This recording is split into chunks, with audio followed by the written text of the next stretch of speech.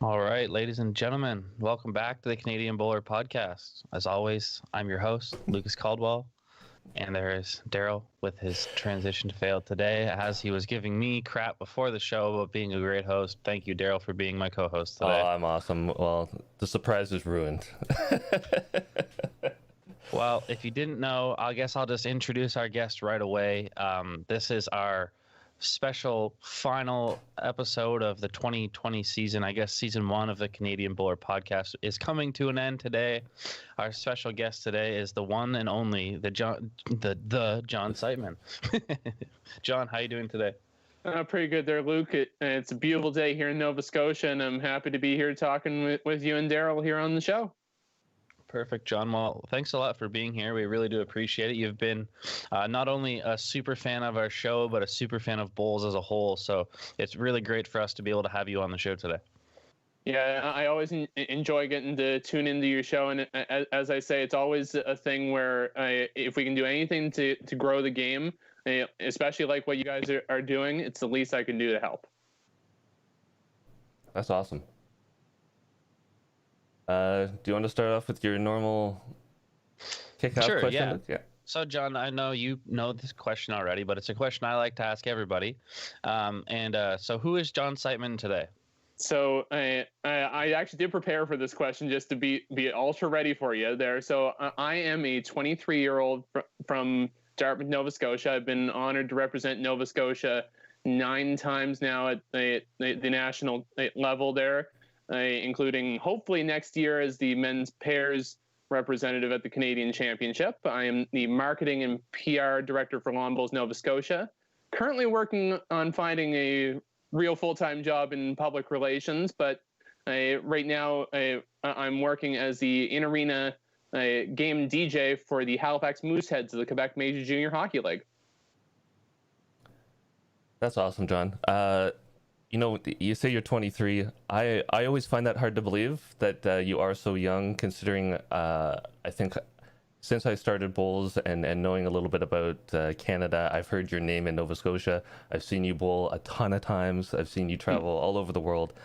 It's just hard to imagine that you're still so young and still have so far to go. It's incredible. Yeah, it's one of those situations there where I'm lucky enough as a junior, when you start so young, you have many opportunities in the game, and I've been very fortunate to get to do some pretty exciting things over the years. Now, John, how old were you when you started playing? That's just a personal question. I have no idea. I started, I believe, it was 2010, I think. So I would have been about 13 when I started.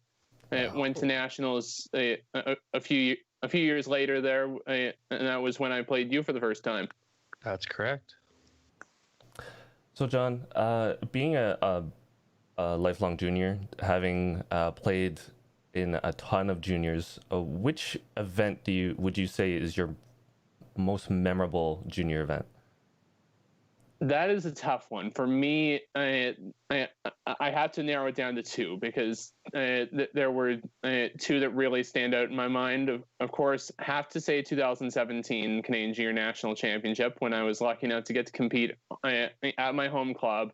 Like, just having that hometown support, that's always amazing. It's one of those weeks that I'll never forget.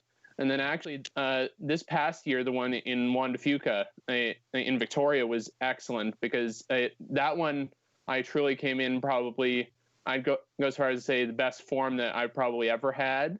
And it really showed there. Came literally, I kid you not, 1 shot off of potentially making it into the playoff rounds. And I had a good performance the whole way through. So it really gave me that added confidence going into future national championship events. That's awesome, John. So just a little bit speaking about competition and whatnot. What are some of your future aspirations in the sport of bowls? Like, where would you like to see you in the next, 5-10 years? I think that's a good one there for me. Like, I really would love to have the opportunity in the future to get to play for Canada. I've been really going really well in training and everything, and finding ways to compete against as many top-notch players as I can, so that I can keep developing my skills in hopes of wearing the maple leaf in the future. And again, it's also just simply just being the best I can be at everything I can. And if it gets me as many wins as possible, who knows? Right on. So considering you want to go further, and I see on social media that you post pictures that you're at the lawn bowling club and you're bowling and you're practicing, how important is practice and training to you as you move forward? I'd say it's very important. There's a lot of the things there when it comes to it. When you're at the level where you're like going to national championships, everybody does the basic things very well. When you're in the practice stage there, for me, I always find that you need to be able to do those fine-tuned things so that when you're in competition, you don't have to worry about the technical stuff, and you can focus on really that mental side of the game that is so important when it comes to winning matches. Yeah, you speak about the mental side of the game, and I know we've talked about this a lot in the past, but I kind of like to ask every person that's either in a coaching role or a playing role, do you believe that the mental side is, in fact, more important than necessarily the playing side of the game?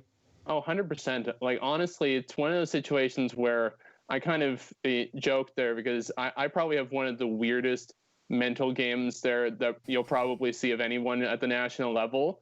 Because like a lot of people wonder when they see me like doing the yelling, running, all that nuttiness of insanity, and sometimes I react a lot to a negative shot, like negative reaction to a shot there if I have something go wrong. But it's one of those situations where I've always said, if I can get that negativity out, like just let it out. I can, the next chance I get on the mat, my mind is perfectly clear, and I can go about my business and hopefully make an even better shot there after that. That's interesting. That's an interesting way to go about it. I know that I have seen you and heard you on the green as far as yelling at bulls, chasing bulls, all that kind of stuff. There are some awesome pictures that you have on your Facebook of either you yelling at a bull. I think we may have one in a later segment of you. It looks like you're actually levitating off the green because you're so excited about it. I think I know which one you're talking about for sure. Yeah, it's fantastic, and that's actually an interesting way to approach it. Just let it out, keep moving on. That's really cool. I wanted to. Oh, sorry. Go ahead, Daryl. I just wanted to ask you a little bit more about that. How focused are you on the green? It almost seems like you're just so intense, so into the match that like it almost doesn't matter what's going on around you. You're like yelling at the bull, you're chasing the bull, you're just right in there. It's a little bit interesting with that one there. I sometimes may seem a little bit more laser focused into the match than I actually am sometimes. I like when I need to be ultra focused, I'm right in there perfect. And that if I need a chance to kind of step back from the match and kind of just clear my head, like I'm sometimes able to do that as well. But like you say there, yeah, I can be a little bit that way with the laser focus. Just before we go any forward in the show, I just wanted to cover a few things that we forgot to do in the start. I just wanted to say, if there's any questions for John from the chat, please don't be afraid to put those in there. I know we'd be happy to ask them for you, and I know he'd be happy to answer them for you. And also, just remember to like, subscribe, social medias, all that fun stuff. We'll touch more on that a little bit later in the show, but I just wanted to throw that in there before we got too far. Yeah, smash that like button. Oh, thanks, John. So John, anyone who knows you or has seen you on Facebook or Instagram or any of this stuff, they've known that you've had the opportunity to travel to some pretty cool places to play the sport of bowls. And myself, I'm a little jealous that you've had the opportunity to play in the Australian Open. What do you think is so great about the Australian Open? Like, what was it that drew you personally to go travel so far and to play in an event such as the Australian Open?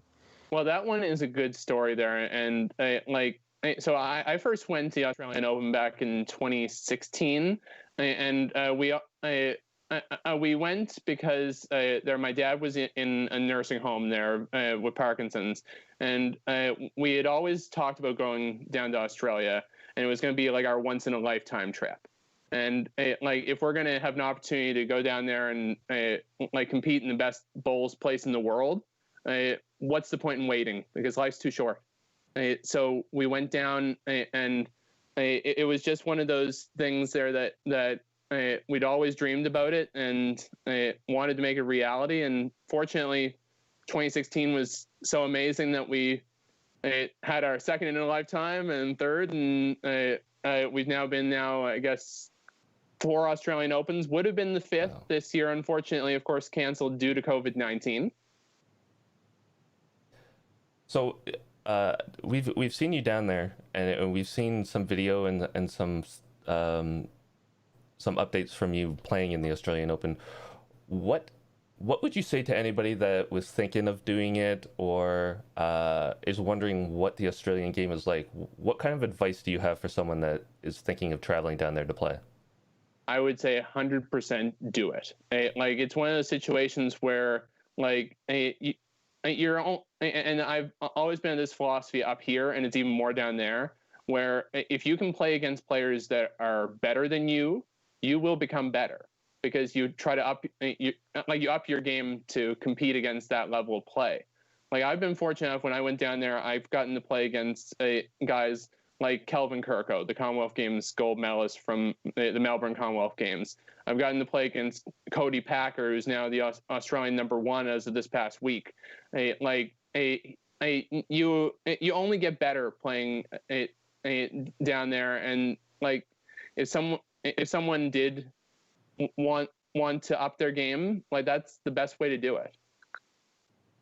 Yeah, that's a pretty good way of looking at it. I never actually thought about it like that, but yeah, that's pretty awesome.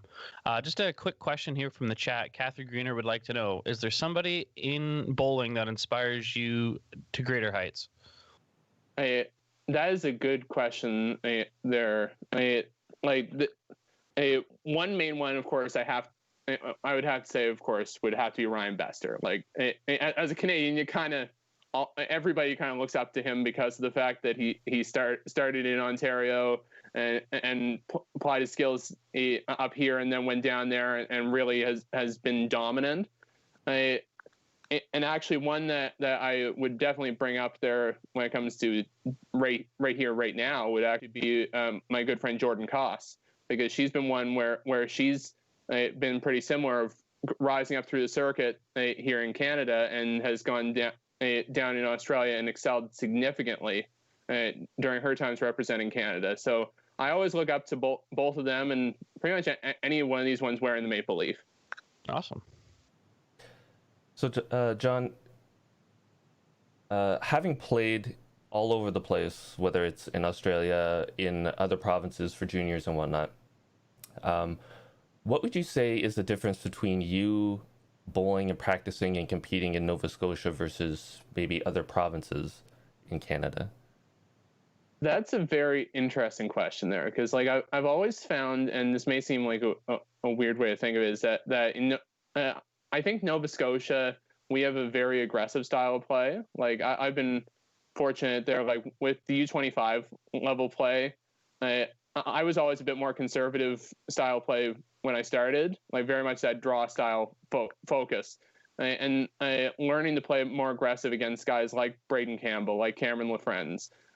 It helps make you a very well-rounded player, and when you move to other areas, you kind of use that to exploit potential other smaller weaknesses there, whether it be maybe playing that middleweight shot, or like in the case of when I go down to Australia, I've been pretty good at that very through weight to try to like push through bowls, or go like trail jacks through to where maybe I may be a little bit further away from the jack than I want, and get right back to where I may be.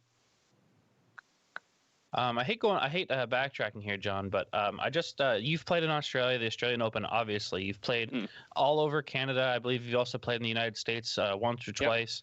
Once, yeah. What do you think that Canada needs to do to be able to attract the amount of players that, say, Australia or these big events that go on in other places in the world, or even just to drive up numbers in the sport? I think really the big thing, and I've seen it a lot in Australia, is really focusing that, like, we're so used to, like, as competitive players, like your long, like 14, 16, 18 end games. For getting people into the sport, that doesn't work anymore. Honestly, that does not work. Like I look at examples down like in Australia where they have the Bowls Premier League, and now it's they've expanded it into recreational play through their Jack Attack program. Like that has been really attractive, where you can get someone in, have a 1 hour game, nice and a quick, concise type of format, and that really helps attract people to play the game rather than having it going into like 2.5 and 3 hour formats. And then once you get people through, then you can start building them up into where they may be more prone to going into competition like us, where we're going 2.5 hours or more.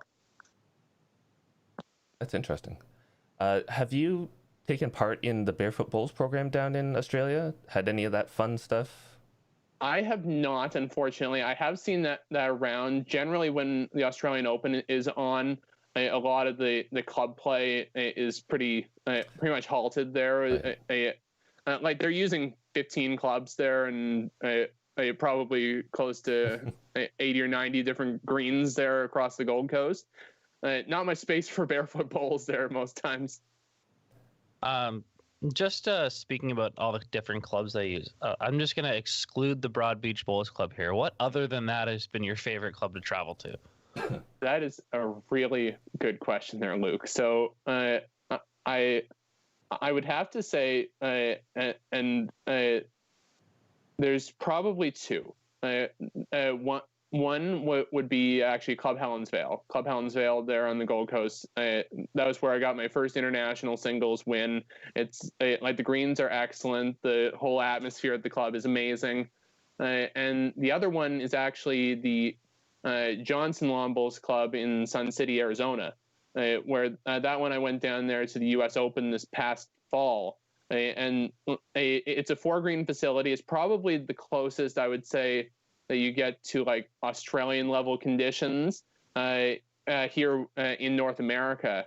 And like it was one of those situations where I went on a little bit of a whim, and I just caught fire there with how well I was able to play early in the event. Unfortunately, didn't make it as far as I hoped, but it's a beautiful facility, and I enjoyed my time there. Sounds good. I'm going to have to check that out sometime. I really want to travel a little bit around the US when we can, obviously, and play some more bowls. John, I know you're active in the Bowls Nova Scotia kind of provincial ring, and I know you do some work for them, and you do a lot of social media work. I wanted to ask you a question regarding social media, regarding your role in the province. Tell us what you do, and also give us an idea of how important social media and the use of the internet and all its facilities are to growing the sport of bowls. Okay, so I am the marketing and public relations director for Lawn Bowls Nova Scotia. I started there, I believe now this is about my 4th year that I've been in office there with that. They kind of brought me in there as I graduated from Mount St. Vincent University from their Bachelor of Public Relations program. So it's a situation where I could really use my skills there to really give back to the game. And we've been pretty fortunate there, going through a full brand revitalization there, and brand new website. And we've been really, our social media has been very big. That was probably the first thing that I did when I started with LBNS. And a lot of, like, getting to your question there about how important it is, like, it's essential. like it's a situation where traditional media may not be as popular now when it comes to reaching a wider audience. Where like I can go on Facebook right now, put a promoted ad for an open house, for example, and reach 20,000, 30,000 people in a second at a fraction of the cost. And like if people put that heart and soul and maybe a few bucks here and there, can really help with getting that overall reach of the game out to more people. So yeah, 100% social media, big time. Great question here from the chat. Friend of the show, Rob Law. From your background, how can the sport get more sponsorship?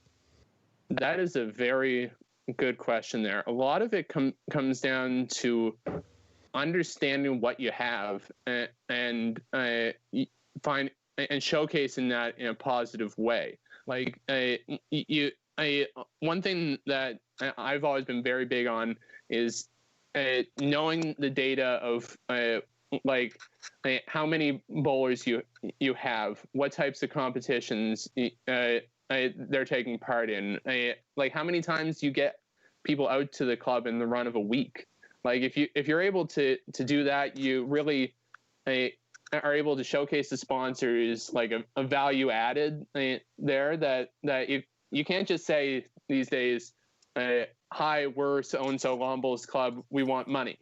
Like they want to know what they're going to get out of it. And if you can have ways to show them that value that you bring to the table, that really helps when it comes to sponsorship. I'd also just like to add to your answer there, John. I really like the lane you took there, but I think a lot of what maybe people don't see or don't do is simply just try and just ask. I feel like there's a lot of people in the sport, like maybe myself or whoever included, where it's like, yeah, well, maybe that company won't sponsor me. Like, why would I even try? So I think a lot of it is just like, just ask. Oh, absolutely. It was one of the situations like with LBNS, we were very fortunate the past few years to have an excellent partner in East Coast Credit Union. And like nobody would have thought there that Lawn Bowls would be sponsored by one of the biggest credit unions in Atlantic, Canada. But like we had a pretty fortunate partnership there where our treasurer pitched that opportunity to the team at East Coast, and they were very excited to join with us and have been great partners with LBNS for the past few years. That's excellent. And I think, Luke, you made a great point. One of those things that I run into all the time is simply getting people to try the sport. I can harp on it, how great it is, where I've gone, what I've done, give them examples of people like John and yourself, Luke, saying, look at all these people that do great things. Look at how much they're enjoying it. Look at the wonderful places that they're going. It doesn't seem to faze them, but once you get them on the green and you start playing and they kind of the penny finally drops, I guess, and they say, you know what, this is actually kind of fun, or this is a nice place to be, or to come out for an hour. It makes a huge difference. Absolutely. And it's one of those situations where like it all goes back to as well, having that very good marketing base where like utilizing your website and social media to showcase what's going on in your club. Like there's so many times where before I joined there, my mom had wanted to join the Sport Bowls for 30 years. Like she had been driving by the club for forever. And she never knew what was going on because there wasn't really a website and there wasn't really a way to kind of know what was going on. So utilizing stuff like a website, like social media, is very big to be able to help with helping sponsors understand what's going on at your club and potentially be able to monetize that into sponsorship. Well said. Well said. I guess moving forward, So John, you talk a lot about all these different clubs that you've been able to travel to, and all these events you've been able to attend. What is something outside of let's just say outside of World Championships? Because we have talked a bit before about being able to play international play without being part of a national team. What is something that you would like to attend or something you would like to go to? That's a very good question. Like outside, like one of the main ones, and it's definitely on my bucket list, is going down to play in New Zealand. Like they have their open championships there, and that's like the green conditions are excellent. The competition is top notch, and I've always heard great things about that event. And like there's always some event down in Australia, and as well, the other one on my list would be like Hong Kong. Go play Tiger Bowls. That I've always heard lots of great things. Closest I've gotten to is my bright pink shirt there that I tend to wear at a few events. There's so many opportunities there in this game, and I'd love to get to go all over the place to show my stuff and see what I can do against the best in the world. Going along that theme, taking this year out of it for obvious reasons, what is something that you would like to see in 2021? It can be big or small, something either for your club, your province, or Canada as a whole. What would you like to see happen in the new year? That is a really good question there, Daryl. So for me, I think that the main thing is we really need to find ways to encourage that grassroots participation and get people back into the game, because one issue that we have there in our province is that like we don't have as many people. Like usually the competitive people is a very small portion of our regular membership, and we've been doing a few good things there when it comes to encouraging people to go into newer stages of competition. Like we have the Blue Nose Championship, which is almost similar to you guys in Ontario with your novice championships. It's a triples tournament there, and that's been a good start. And we've been hoping to expand that a little bit. And I'd love to see other provinces try to keep expanding that type of grassroots level of competition. Because if we can do that, we can expand people down the pathway, hopefully to potentially go into provincial events. And then that only helps when it comes to making competition even better, and maybe boosting money for people to attend national championships. Because if you have more people competing in provincial events, you can get more sponsorship. You get more sponsorship, you could have more opportunity to boost prize money and get more people able to financially afford attending the national championship. Yeah, I don't think I could agree with you more, John. For myself, growing up, the novice championships was always a staple in my yearly calendar. So yeah, I think the stuff like that is always great. So Luke, we have a question in chat from the one and only friend of the show, Cameron Lafreng. Had this feeling he'd be popping in. I missed the first half. Has he talked about his record against me? Any comment, John? Yeah. I will just remind Cameron once again there that I have beaten him one time in our Dudley Kerr men's triples tournament. He won every other game, but I still got the win 13-11 over him, the legendary Jack Robar, and Mark Singer. He still won that tournament. I see he'll mention that there. His name is on the trophy. But yeah, we've had many good battles there, Cameron and I. He's been a great supporter of me, and I've learned a lot from him. Awesome. So Luke, you want me to go to the photo section of our little talk here? Yeah, let's do it. Okay. Give me 1 second to just set this up. All right, John, what we like to do here on the show and with most of our guests is dig into their Facebook or social media and find some pictures Interesting ones. Sometimes they're embarrassing. You never know, but allow you to talk about them, give some context behind them, and why they're meaningful to you. So we will kick it off with this one. You and Ryan Bester.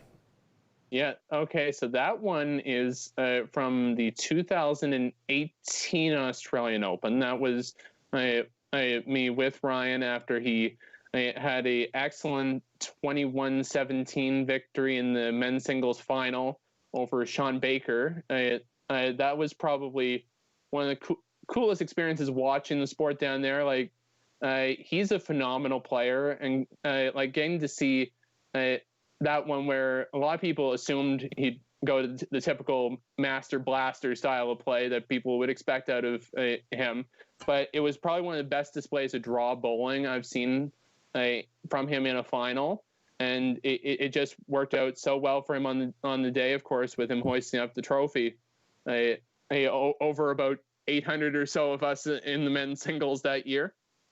That year, I was lucky enough. I actually played against Sean Baker, his opponent in the final in the men's fours, and was lucky enough to hand him one of only 4 losses I believe he had all tournament. Oh, wow. So it was a fun final to get to seeing Sean against a person I've admired so much there, such as Ryan Bester.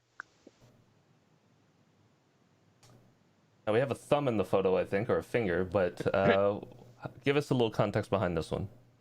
So that one was from the 2018 Canadian Championship. That was my first time representing Nova Scotia in one of the team events at the Nationals. I was lucky enough. We had been offered an additional spot in the men's pairs competition, and I ended up playing in that alongside Mark Robar. And like that one, I was very grateful to have the opportunity to be able to compete in the majors for the first time. And we had a few pretty tight games there. We won over a British Columbia. It was Paul Lee and Earl Luck. And then the other one where we shocked a few people was a little 17-14 win over Alberta's Pat Bird and John McDonald, wow, who ended up going on to win the event. But yeah, that was an amazing week in Regina. They put on an amazing show. I was just happy to be a part of representing my province, and hopefully the first time of many now that I finally actually won a provincial championship. Oh, I hope so. Junior photo. I know this is near and dear to your heart. Yeah, that would be from the 2018 Canadian Juniors. That one was in Winnipeg. That one was a very fun week because like I came into that one similar to 2019. I was playing extremely well, and it ended up coming down that in the singles, our final round match was me versus Braden. We were 1-2 in our pool. Winner goes on to the playoffs. So like those 2 handsome fellas down in the front. Oh yeah, there you go. So that was a pretty special memory. And then of course the pairs, I was lucky enough to be playing there with Corey Millard from Ontario, and we were pretty fortunate to make our way into a tiebreaker. Unfortunately, losing to our illustrious co-host there. And his partner Amy Spence went on to win that event. Nail biter tiebreaker though. What was that, Luke? Is that insert party horn, Daryl? Oh, insert party horn. Pew pew pew pew. John kind of doing what he does alongside Jake Shookneck. Where is this and what were you doing? Okay, so that one was at my home club in Dartmouth. That was during the under 25s. I was on a bye, and that one I was commentating. I believe it was Alex LeBlanc versus Carter Watson, and that one came down. It was an excellent drive from Carter to win that match over Alex. I've been pretty fortunate there working with BCB, doing some commentary on their events, and actually at one of the Australian Opens, I also was fortunate to get to do some commentary alongside the great Clive Adams, Ringside Clive, as they like to call him. And I always enjoy getting to call games. I've been fortunate not just in bowls, but also to work with the crew at Eastlink TV, calling some of the hockey and curling action here in Atlantic Canada. It's a fun side of my skills there that if I'm not competing, chances are if you put a microphone in my hand, I'll always take it and talk with it. Nice. Now, this is the one we were talking about where it looks like you're levitating off the ground. And Mike Patulli, another friend of the show, kind of giving the stink face. But what's going on here? Okay, so that one was probably, I would go as far as to say, one of the best games of my life. And that was in the U25 National Championship in North Vancouver. I was 0-3 going into the final round. I needed to win against Mike to force another tiebreak against Mike to try to get into the bronze medal game. And like, it was one of those situations where just everything on the day, like I was just making shot after shot after shot. And against someone who I admire as much as Michael, I forced it. Sure, I didn't end up winning that game. I ended up losing that one 21-16. I pushed one of the best ones in the business, in my view, to really play every shot in his book to get the win. I was just fortunate to show my stuff and get a pretty good game out of that. And we got the famous pink Tiger Bulls shirt as well. Yeah, that one, I'll also say there, that one was, it was Jordan Koss brought that back when she went to Tiger Bowls. They surprised me with that as a little late birthday present. And it's given me a lot of good luck over the years. Awesome. Now, we have some submissions from your mom, and I couldn't not put it in since she sent them in and said, these are perfect for your photo segment. John, what's going on here? That was when I was 3 years old. It went a little Christmas photo shoot action there. Right with the old Barney the dinosaur. Oh boy. Okay, we'll move on from that one, but there's another. Yeah. Oh boy. Yeah, that's another one. That was a little bit older. You can see a few lost teeth here and there. But yeah, Christmas is always a special time of year for us, and those are a few little special memories from when I was a little bit younger than I am now. Oh, that's perfect, John. Those are great.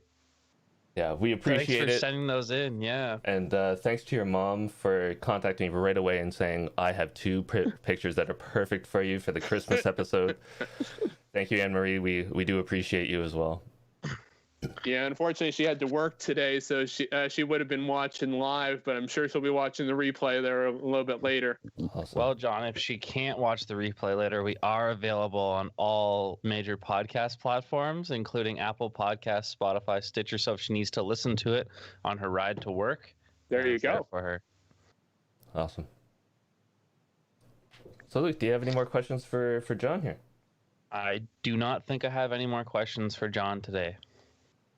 John, it's been a pleasure. We really wanted to get you on a special show because of all the stuff that you do for us without even us asking you to do.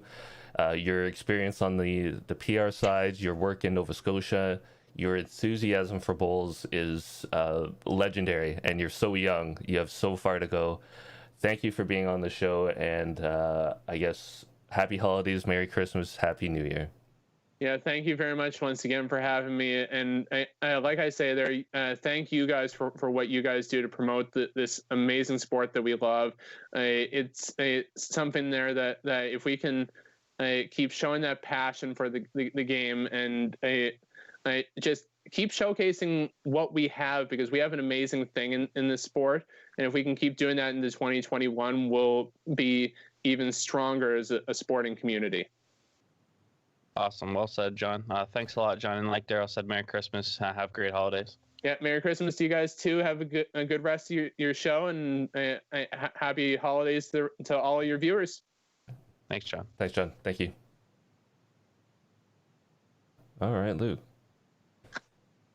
All right, Daryl. Yeah, that was a great interview. John is definitely a special person in the sport of bowls, just for everything he does and all the passion he shows for the sport. So it was great to talk to him today. It was, and I'm really glad we got him on. We did want to find that great spot to put him in because of all the stuff that he does. We think we do national team members, we do some personalities in the sport. And although people do know John and hear from John because he is very vocal in the lawn bowls world in Canada, we wanted to give him a platform to let people know who he is, what he does, and really just celebrate the fact that he does so much work, not only for his province, but for the sport in general, and promoting us. And we thank him for that. Yeah, it's great to have John on, like I said. And John, if you're listening, I actually had one more question I meant to ask you, but I completely forgot. If you had one guest that you would like to see us have on for our first episode when we return in January, who would that be? If you're not listening, I'll ask you later. And feel free to put it in the chat if you're actually listening. So perfect. So I wanted to go a little bit off topic for our show here. Not bowls related, but Christmas related. I always have a debate about what are the best Christmas movies in your opinion. So I have a few that I really like, but Luke, what kind of movies do you like watching through the holidays? So I'm not like, I like Christmas, but I'm not necessarily like the biggest Christmas person. I like Christmas movies. I mean, Mike Petulli told me I had to say Die Hard, even though I've honestly never even seen Die Hard before. Wow. So I can't go with that one. I don't know. Favorite Christmas movie? I mean, I guess Home Alone has always been kind of a staple in my life since I was a kid. I'm a big fan of Will Ferrell, so Elf. Elf's a great one. Nice. I remember one my dad made me watch when I was a kid.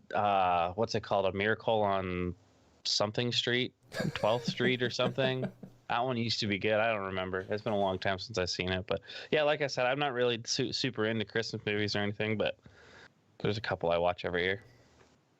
Well, I have to say, I do like watching them. My wife loves watching, I think, Lifetime and Hallmark Channel and everything. When the month of December hits, it's just non-stop Christmas stuff. So she watches that all the time. She loves that. For me, the few that I really like, National Lampoon's Christmas Vacation is like #1 top of my list. It cracks me up every time. If you have not seen that movie, I suggest taking a look at that movie. It is hilarious. Absolutely hilarious. A Christmas Story with the BB guns and the leg lamp is always a classic. And some of my favorites are actually the claymation stop motion kind of Rudolph and Frosty the Snowman and all that kind of stuff. I really enjoy those, even though, you know, I'm 40 years old. I love those cartoon kids movies, all that kind of stuff. So it's something special. I know not everybody is into Christmas. Not everybody is into Christmas movies or holiday movies, depending on how you celebrate. But those are some of my favorites. And I guess I was going to bring up Die Hard. Is it a Christmas movie or not a Christmas movie? But since you haven't seen it, I guess we can't have that debate. Well, I did actually ask Mike that question yesterday when he brought it up to me. And he basically told me, no, it is not a Christmas movie, but it is set around slightly before Christmas time. So that's where the Christmas movie part comes in. Fair enough. I mean, like I said, I haven't seen it, so I can't really break it down because usually Christmas movies have some sort of message going on. So I don't know. I haven't seen Die Hard, so I can't really comment. All right, perfect. Guys, I wanted to also bring up something for everybody out there in chat. Bowls Canada is having a trivia contest coming on. I believe it's the 19th of December. They've been posting some stuff. I know Jake Shookdeck is heading that up. It's going to be a trivia contest. You pay to see it. You can win prizes through this event. It's going to be a really cool kind of thing to bring the Bulls community together. So I've put a link in the description below for you to go to that event site and sign up, or take a look at it if you wish. Check out Bulls Canada on Facebook and Twitter and whatnot to see what's going on. And if you have any questions, I'm sure if you reach out to Jake or Bulls Canada, they can answer your questions. But it seems like a really cool thing that they're putting on. Yeah, it definitely seems like a lot of fun. I'm sure hopefully they'll get lots of people involved. I was thinking about doing that myself, so I'm going to win, but everyone else might as well try and beat me. Well, just kidding, I'm terrible at trivia. Unfortunately, I saw in the fine print that members of or staff of Bulls Canada can't win, and since I kind of work for them part-time, I can't win. So it's sad. You can join my call and you can feed me answers, and no one will ever know. There you go. Perfect. I just seen a couple things in the chat about who we should have on for the next show. I appreciate all of the feedback, guys. Derek Dillon's got some large aspirations for us, some big time guests there. So we appreciate those. Those are some people we've definitely talked about trying to reach out to. If anybody else has any more ideas, again, feel free. The chat's been blowing up today, which is great. Something we like to see every time we go live. Another thing I'd like to touch on, just speaking about the show, is like we said, this will be our last episode of the 2020 season. I don't believe we have a return date for this show as of today, but the Canadian Bowler After Dark does, I believe. I'm not going to say the date because I'm not sure if it's set in stone, but we will be going live with a Canadian Bowler After Dark in January. Yes, and details for that will come out shortly. We're trying to shore up that lineup to figure out what kind of an all-star cast we can bring for the first show of 2021, but it should be interesting, and hopefully we can make that happen for you guys. Yeah, I'm really excited. It's been a while since I've been able to take part in one of those, so it'd be great to get another one. Well, I was gonna do a coach's corner, but what I want to do is just briefly talk, and I'd like to keep you in here for this, but my talk was going to be about long-term athlete development. Now, I can hear the groans. I wish I had a soundboard for like a groaning sound or crickets, but I've been talking a lot about this in a lot of meetings that I've had over coaching for the last couple months. It's something that I think is really important, but I didn't want to spend a full coach's corner on it. I just wanted to talk about it to say it's something that I'm going to be talking about a lot in 2021. Long-term athlete development isn't as technical and as boring as it has to be. Really what it is teaching people the right things at the right time in the right order. That's basically what it is. And I think that it's important for me as a coach and for us as a show to dial it back right down to basics and build up our coaching and our playing information from new bowler right up to elite bowler. So we're going to start at square one. What does a new bowler need to know? What are the basics? What are the fundamentals? And build our program kind of showing what kind of stuff should you be teaching someone as they progress in bowls in the right order, in the right time, and try to stick to that LTAD kind of mindset. What do you think, Luke? I think it sounds great. Again, I've said this in the past. I'm not a coach, so I don't want to dive too deep into your sector there, Daryl. And I don't know if this is what you're going to use it for, but I'm going to plug the new show coming out in the new year with the Canadian Bowler Podcast. Technical difficulties with Coach Daryl Fitzgerald. I don't know if that's what he's going to use it for, but that's what I'm going to say. So, but yeah, with long-term player development, I really do believe it goes a long way. And yeah, like you said, it's probably a little boring and whatever else, but it definitely is a good thing. Yeah, and Derek Dillon, one of the coaches that I do work with on a regular basis, I think I've talked to him more than anybody else in the last couple weeks. We've had tons of meetings together over coaching. He says if we didn't have an athlete pathway, the LTAD, players would complain, and it's actually true. You don't need to know the the underlying technical, like there's a book, and Bowls Canada is going to be actually updating that book to modernize our pathway and all our information. But what you need to know is we do have a program to try to help the new bowler get to either a good place where they want to bowl for life, just play socially, or just play in tournaments.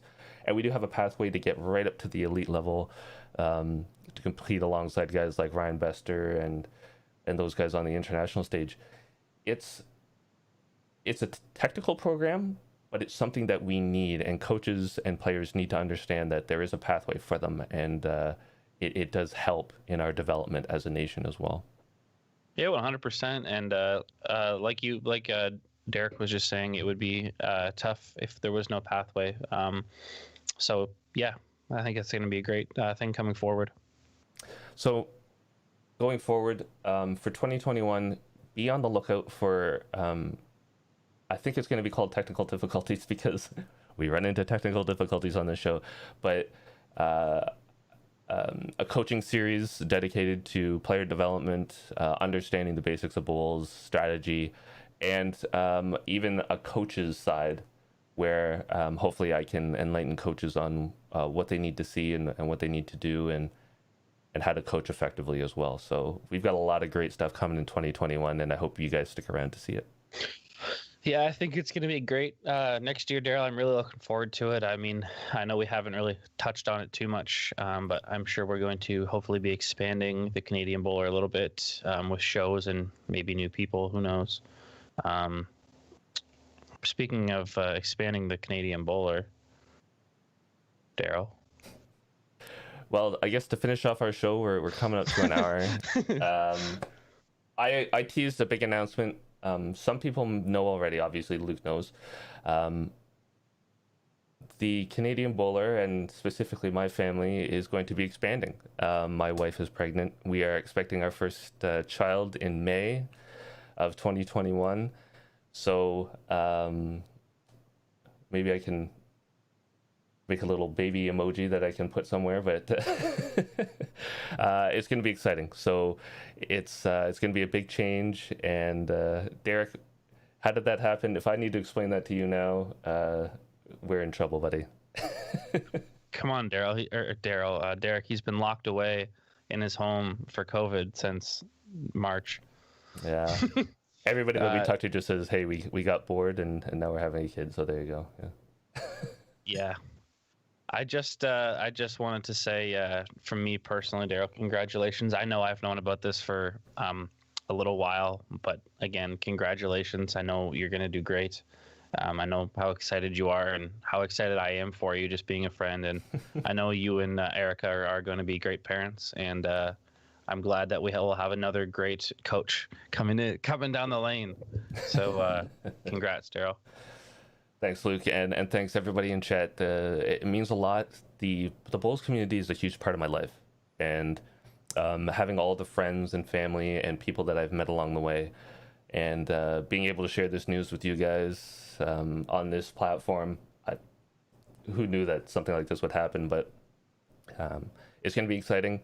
We'll keep you posted as we go along, and once the Canadian Bowler family expands, we'll be sure to let everybody know. But thank you for the congratulations, and thank you all for the support that you've given Luke and myself in this project. Yes, thank you very much, guys. And I guess that's all we have for today. So I'm gonna shut her down here. Remember to follow, like, subscribe, hit that little notification bell so you can see it every time that we go live on YouTube. In case you missed the teasers on Facebook. Like we teased earlier in the show, there will be a Canadian Bowler After Dark going live sometime in January. I believe it'll be around the middle of January. That will be live on Facebook. That will be the next time that you see us.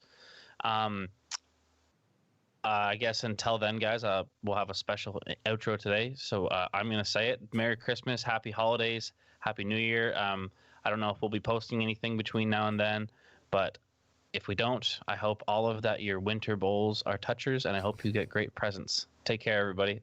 Bye, everybody.